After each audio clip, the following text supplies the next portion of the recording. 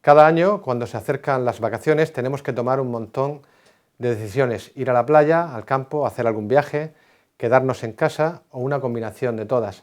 Es algo que ya hemos hecho otros años y por lo tanto tenemos información y experiencia previa, pero sin embargo tenemos que ver nuevas alternativas o actualizar la información sobre aquellas experiencias ya vividas. Para ello, lo discutimos en familia, lo hablamos con los amigos o compañeros del trabajo, miramos en internet o consultamos en revistas especializadas.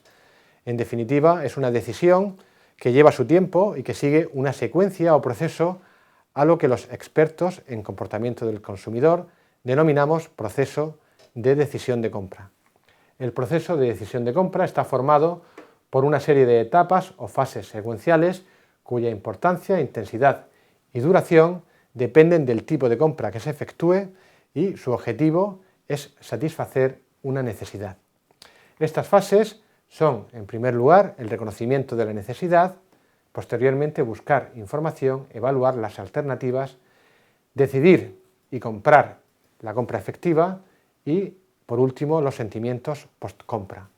En la primera de las fases, el consumidor siente que le falta algo, es decir, reconoce que tiene una necesidad o un problema, iniciando el proceso de decisión, siempre y cuando considere que se puede resolver con la compra y consumo de un producto dicho problema. El reconocimiento del problema responde a una diferencia percibida entre el estado ideal y el estado actual que impulsa a una determinada actividad o proceso de decisión. El estado ideal es la forma como imaginamos o esperamos una situación deseada, mientras que el estado actual es la situación real en la que nos encontramos y la percepción que tenemos de la misma.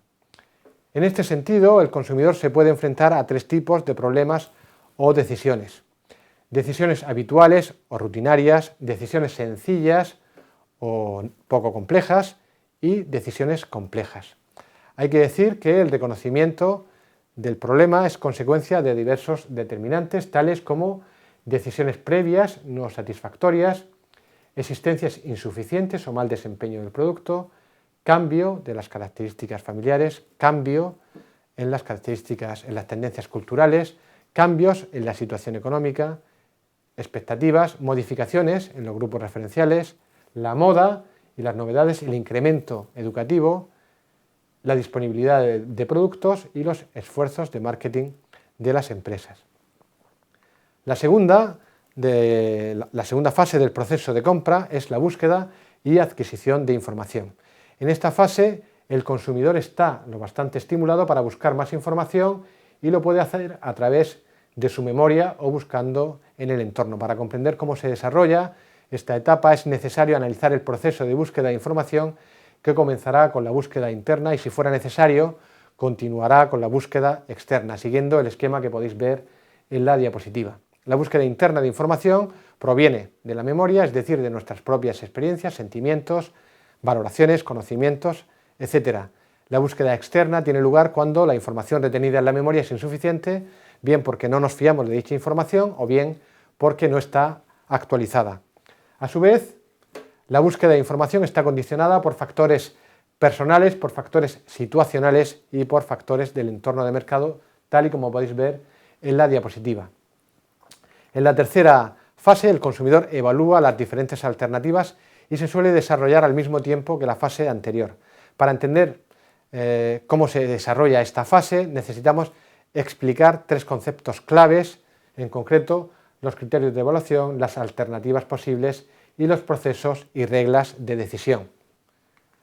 Los criterios de evaluación son atributos utilizados por los consumidores para valorar o evaluar las diferentes alternativas que van a componer el conjunto considerado. Estos criterios guardan relación con los gustos y preferencias de los consumidores y fundamentalmente son el precio, la marca y el lugar de origen del producto. Así, por ejemplo, cuando las alternativas son muy parecidas entre sí, el precio es un factor determinante. Las marcas que nos gustan y forman parte de nuestra vida y las asociamos con la calidad, la tecnología, buenas prestaciones, buen diseño, etc. Igualmente, cuando sabemos el lugar de procedencia de un producto, lo asociamos con valores de dicho lugar, como por ejemplo la precisión suiza, la solidez alemana, la tecnología japonesa, etc. Las alternativas posibles son las opciones que tienen la posibilidad de ser elegidas y compradas. Lógicamente hay algunas que son fáciles de recordar y forman lo que denominamos el conjunto evocado, y otras que tras el proceso de búsqueda de información podemos contemplarlas y que se suman al conjunto evocado formando lo que llamamos conjunto considerado. Los procesos y reglas de decisión pueden ser muy diversos, algunos son más complejos que otros y sirven para actualizar el conocimiento que tenemos de las diferentes alternativas y para renovarlas. El resultado de dicho proceso es la alternativa preferida y estos procesos y reglas de decisión se pueden explicar a través de la matriz que representa los diferentes modelos de procesamiento de decisiones que diferencian, por un lado, entre procesamiento compensatorio y no compensatorio. El modelo compensatorio tiene lugar cuando el consumidor compensa las debilidades con las fortalezas, es decir, compensa los atributos mal valorados, resultados de aplicar los criterios de evaluación con los atributos bien valorados, y los modelos no compensatorios que en este caso una mala valoración de algún atributo o marca puede ser suficiente para eliminar una alternativa, lo que supone un menor esfuerzo por parte del consumidor.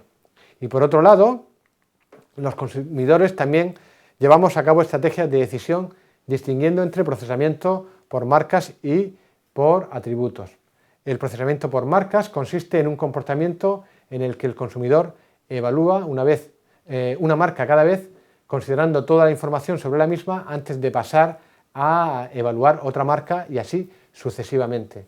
Mientras que el procesamiento por atributos se refiere al comportamiento que llevan a cabo los consumidores cuando analizan cada atributo, realizando una evaluación de todas las marcas en función del mismo antes de pasar al siguiente atributo. La elección final depende del nivel de implicación con el producto y de la complejidad de la decisión, y en muchas ocasiones estos procesos no son excluyentes ni exclusivos, sino que los consumidores razonamos utilizando una combinación de los mismos.